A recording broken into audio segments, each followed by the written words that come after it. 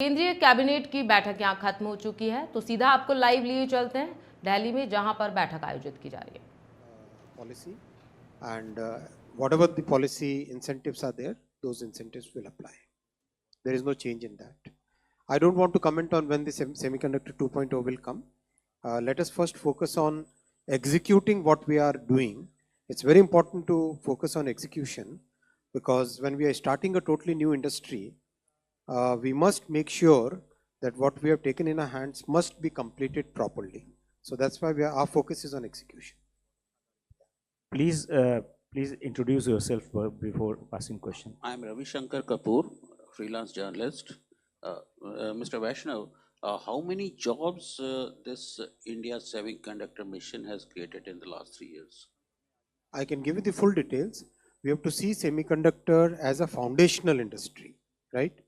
For example, steel industry.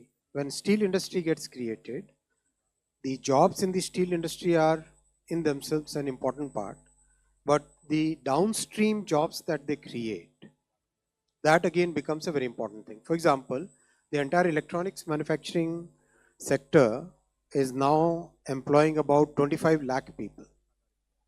So when we have the semiconductor, which is a foundation to raw material for electronics manufacturing, then the electronics manufacturing gets a multiplier effect. That's the way we must see it.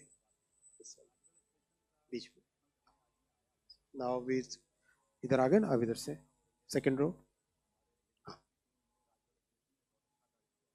149. Sir, मेरा नाम सचिन बुधौलिया है, मैं Uni से हूँ.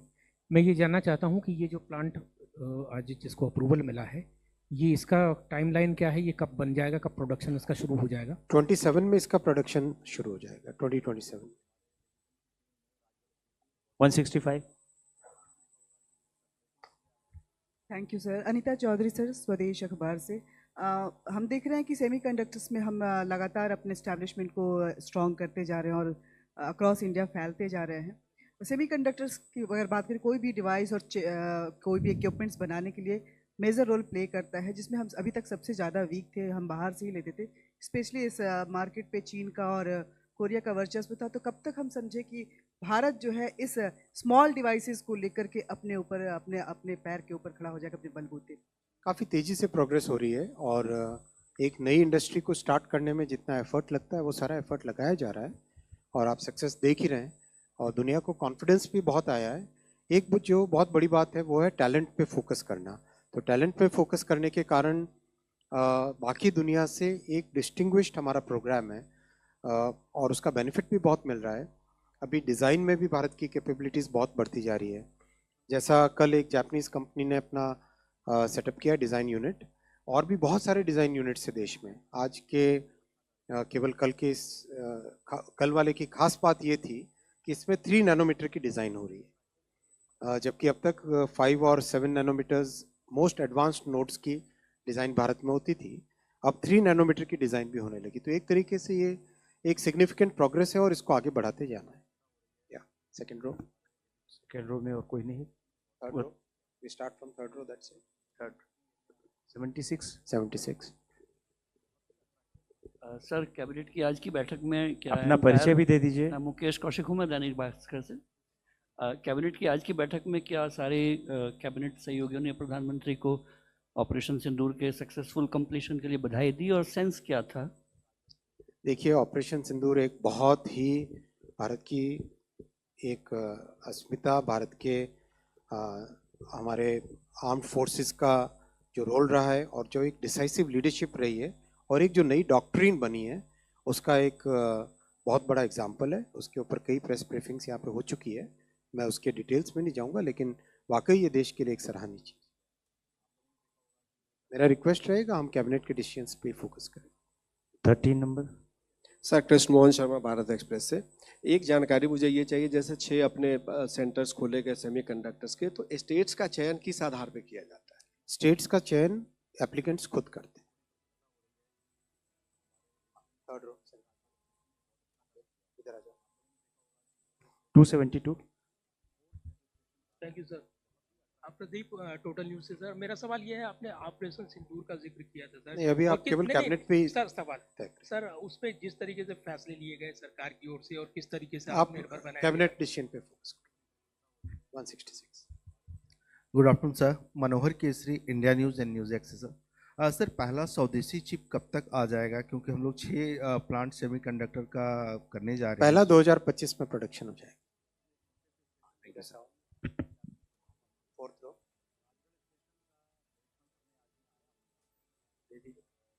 Yes.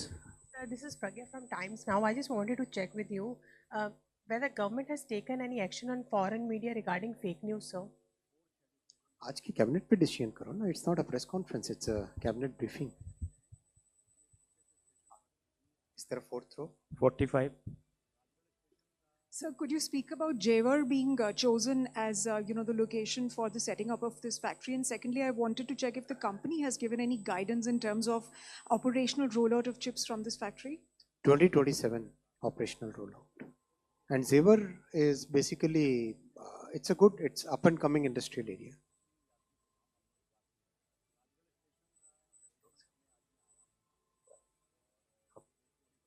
ये 236 अभी से floor यहाँ 236. Hi sir, I'm Vesh from Economic Times. Sir, by when can we expect groundbreaking for this, and is there any projection of how much of this investment will be by the private sector and how much of it will be government subsidy? आपने देखा होगा in all the past 5 units, all the approvals were done in a very record time. Typically, this kind of plant takes about 2 to 3 years for getting all the permits and applications and approvals. And in all the past examples, we have done it within almost each one of them we have done within 120 days. Some of them were actually done within 60 days, within 70 days. So here also we expect that the groundbreaking and the construction will start very soon. Since the company has already told us that the commercial production will start in 2027, we are already in 2025, right? So that means construction has to go very fast. I think 49.